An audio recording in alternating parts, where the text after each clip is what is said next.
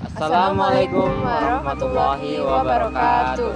Mohon izin pembina, mohon izin memperkenalkan diri. Nama Cataruna Eka Hidosapati, NPT 41240007, kelas instrumentasi 1A, asal daerah Bau-Bau, Sulawesi Tenggara. Mohon izin pembina, mohon izin memperkenalkan diri. Nama Cataruni Amanihana Nuristri Tias, NPT 41240003, asal daerah Magelang, kelas instrumentasi 1A. Bersyukur kehadirat Allah Subhanahu wa taala atas berkat rahmat dan hidayahnya sehingga kami dapat membuat video presentasi kali ini. Mohon izin mempresentasikan materi dengan judul Akidah dan Tauhidullah. Nah, teman-teman tahu nggak sih apa itu akidah dan tauhidullah? Islam merupakan agama dengan penganut terbanyak di dunia ini. Islam memiliki ajaran-ajaran yang sesuai dengan Al-Quran untuk diamalkan di dalam kehidupan sehari-hari. Akidah dan tauhidullah merupakan dua konsep fundamental yang saling berhubungan dan terkait yang membentuk keyakinan dasar dari umat Islam. Akidah dan tauhidullah sangat penting dipelajari untuk anak-anak zaman sekarang ini. Yang pertama itu untuk meningkatkan ibadah kita, mengetahui lebih dalam pemahaman tentang Islam, serta meningkatkan ibadah kita terhadap Allah. Akidah dan tauhidullah juga menjadi pedoman bagi kita umat Islam untuk menjalani kehidupan sehari-hari, sehingga kita menjalani kehidupan dengan aman dan tentram dan sesuai dengan konsep-konsep dasar keyakinan dalam Islam.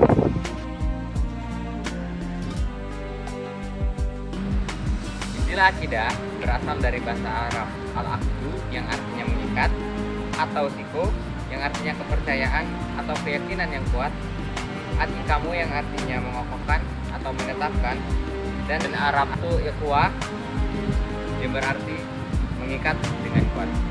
Menurut Kamus Besar Bahasa Indonesia, pengertian akidah atau sesuatu yang terkandung dalam akidah merupakan kepercayaan dasar atau keyakinan pokok. Akidah merupakan pembeda dari orang-orang mukmin dengan orang-orang kafir. Allah berfirman dalam surah Al-Imran ayat 32, A'udzu billahi minasyaitonir rajim. Bismillahirrahmanirrahim. Qul ati'u Allaha war rasul fa in tawallaw fa innallaha la yuhibbul kafirin. Yang artinya, katakanlah Muhammad, taatilah Allah dan Rasul. Jika kamu berpaling, ketahuilah bahwa Allah tidak menyukai orang-orang kafir. Menurut buku Jiharuddin, akidah memiliki 4 ruang lingkup. Yang pertama, ilahiyat, yaitu pembahasan segala sesuatu yang berhubungan dengan Tuhan, seperti wujud Allah, nama-nama dan sifat-sifat Allah.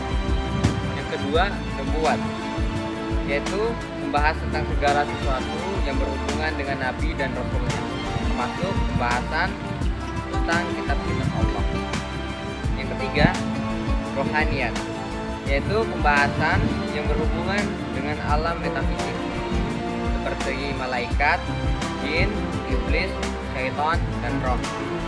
Yang terakhir, sam'iyat, yaitu pembahasan tentang segala sesuatu yang hanya bisa diketahui lewat sam' atau dalil Al-Quran dan Sunnah, seperti alam barzah, akhirat, azab kubur, tanda-tanda kiamat, surga, dan juga neraka. Di sini saya akan menjelaskan mengenai pengertian tauhid.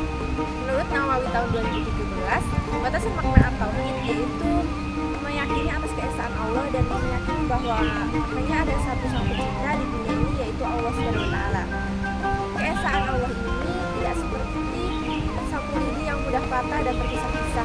Dalam ilmu Al-Qaid, istilah ini dikenal dengan nama muhalakatul al-hawadisi, yang artinya berbeda dengan sesuatu yang bersifat baru.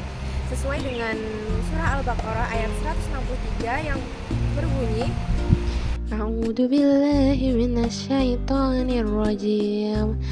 Bismillahirrahmanirrahim.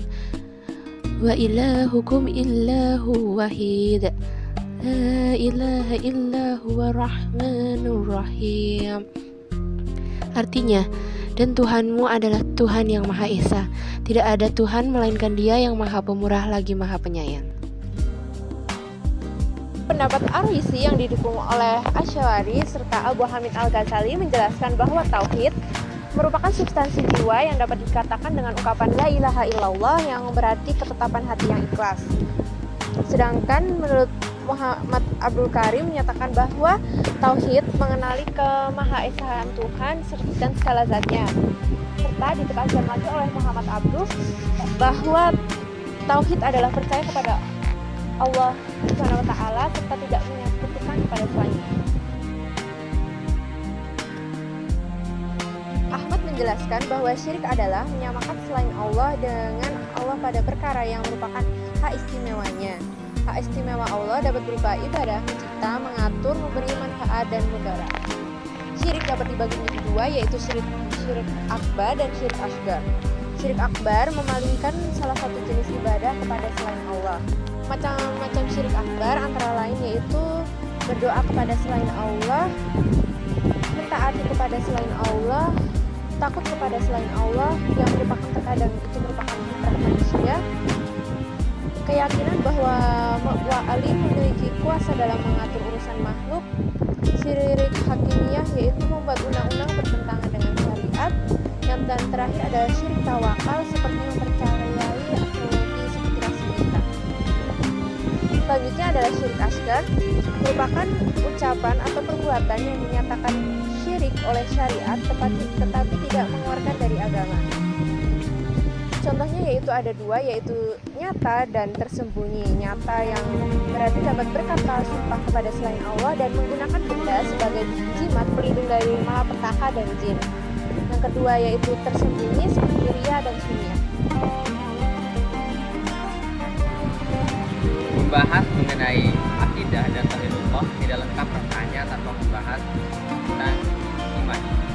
Rukun iman tersendiri terdiri atas 6. Dari Umar bin Khattab radhiyallahu anhu, ia berkata pada suatu hari Rasulullah shallallahu alaihi wasallam didatangi oleh malaikat Jibril.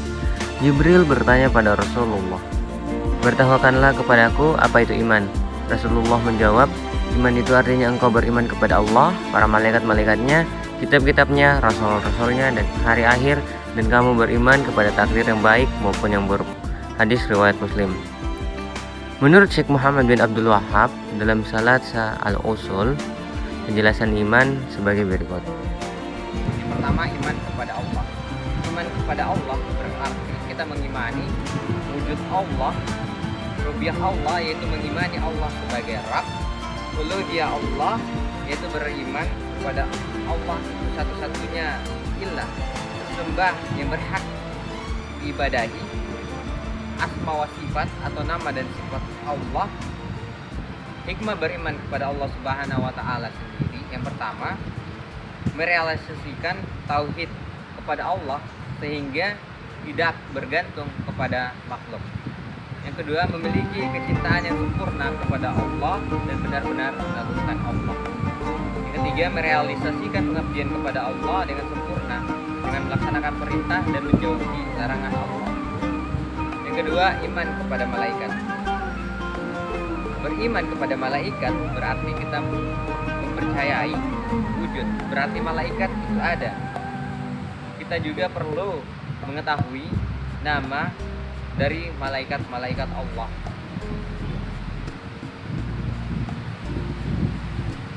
Kita juga patut mengetahui amal atau tugas yang diberikan kepada malaikat-malaikat Allah Subhanahu wa taala.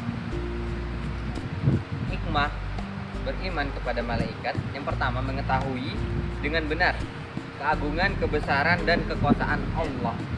Yang kedua, bersyukur kepada Allah atas perhatian Allah yang diberikan kepada manusia dengan menugaskan beberapa malaikat seperti untuk mencatat amal dan tugas-tugas lainnya.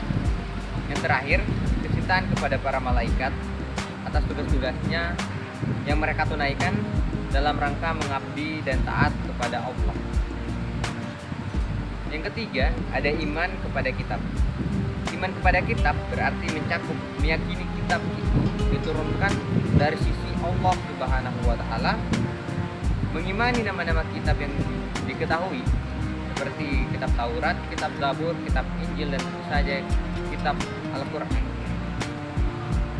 Kita juga patut membenarkan setiap berita yang disebutkan oleh Al-Qur'an dan cerita yang terdapat dalam kitab-kitab terdahulu yang belum diubah dan diselewengkan. Kita juga patut melaksanakan segala hukum dengan ridho dan pasrah, baik yang kita sudah ketahui hikmahnya atau belum. Manfaat beriman kepada kitab-kitab Allah. Yang pertama, kita mengetahui bahwa Allah itu memperhatikan kita sehingga menurunkan kitab sebagai petunjuk bagi kita. Yang kedua, kita jadi mengetahui hikmah dari Allah Subhanahu wa taala dari setiap syariatnya, yaitu Allah mensyariatkan kepada setiap umat sebuah syariat yang sesuai dengan keadaan masing-masing. Yang keempat, iman kepada Rasul. Iman kepada Rasul berarti mencakup yang pertama, meyakini kerasulan atau wahyu itu benar adanya dari Allah Subhanahu wa taala. Kita juga patut mengimani nama-nama daripada para rasul, membenarkan setiap berita dari rasul dan mengamalkan syariat dari rasul yang diutus kepada kita, yaitu syariat dari Nabi besar Nabi Allah Muhammad sallallahu alaihi wasallam. Manfaat dari beriman kepada Rasul, yang pertama kita jadi tahu betapa besarnya rahmat dan perhatian Allah terhadap hambanya, di mana Allah mengutus rasul-rasulnya untuk menunjukkan kita ke jalan yang Allah ridhoi dan menjelaskan kepada kita bagaimana cara menyembah Allah, sebab kita tidak mengenal Allah hanya dengan perantara akal saja. Kita akhirnya bersyukur kepada Allah atas nikmat diutusnya Rasul. Kita makin cinta, mengagungkan, serta memuji para rasul sesuai dengan kedudukan mereka. Yang kelima, iman kepada hari akhir. Iman kepada hari akhir mencakup iman pada hari kebangkitan, dihidupkan orang mati tatkala sangkakala kedua ditiup. Iman kepada hisab dan haza, perhitungan dan pembalasan. Iman kepada surga dan neraka. Beriman kepada hari akhir berarti beriman kepada segala sesuatu setelah kematian, baik ujian malaikat di kubur, bertanya tentang siapa Rabb, apa agama, siapa nabi, ataupun siksa dan nikmat kubur. Manfaat beriman kepada hari akhir, kita jadi semangat menjalankan ketaatan sebagai persiapan menghadapi hari pembalasan. Takut dan gelisah di saat bermaksiat karena siksaan yang sangat pedih menunggu kita di hari pembalasan. Orang beriman itu mendapatkan hiburan ketika tidak mendapatkan kenikmatan duniawi. Sebagai gantinya ia memperoleh nikmat-nikmat akhirat. Yang terakhir ada iman kepada takdir. Beriman kepada takdir berarti beriman bahwa Allah mengetahui segala sesuatu secara global dan terperinci, baik yang berhubungan dengan perbuatan Allah maupun perbuatan hambanya. Beriman kepada takdir berarti bahwa segala sesuatu terjadi atas kehendak Allah. Apa yang Allah kehendaki pasti terjadi, dan tidak Allah kehendaki tidak akan terjadi. Manfaat beriman kepada takdir, kita akhirnya bersandar kepada Allah di saat melakukan usaha, tidak bersandar kepada hukum sebab akibat semata. Segala sesuatu terjadi atas takdir dan kehendak Allah. Kita tidak begitu berbangga diri di saat mendapatkan nikmat, karena semuanya adalah pemberian dan karunia dari Allah. Sebab bangga diri dari membuat seorang lalai untuk bersyukur atas nikmat Allah. Selanjutnya yaitu bahaya penyimpangan akidah. Ustaz Wahyudin yang pertama adalah kebodohan akibat dan mempelajari akidah dan tauhid. Lalu selanjutnya ada fanatik terhadap kepentingan yang punya atau mencampakkan hal yang menyalahinya. Selanjutnya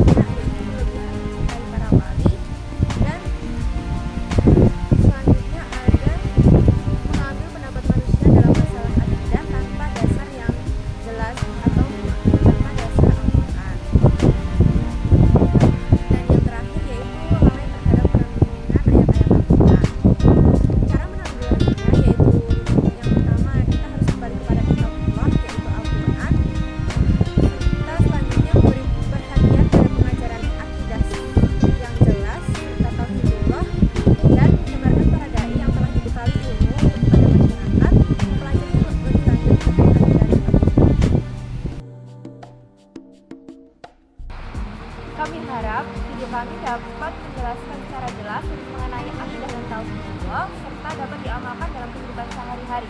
Tidak hanya dipahami dan dimengerti saja atau diamalkan dalam kehidupan sehari-hari, kami harap ilmu ini dapat disebarluaskan ke orang-orang lain. Kami berharap semoga apa yang menjadi larangan dari Allah Subhanahu wa taala dapat dihindari dan perintahnya dapat kita semua laksanakan. Semoga kita menjadi orang-orang yang lebih baik untuk kedepannya dan seterusnya. Kami mohon maaf bila ada kesalahan kata. Karena kesempurnaan dari Allah Subhanahu wa taala. Sekian dan terima kasih. Wassalamualaikum warahmatullahi wabarakatuh.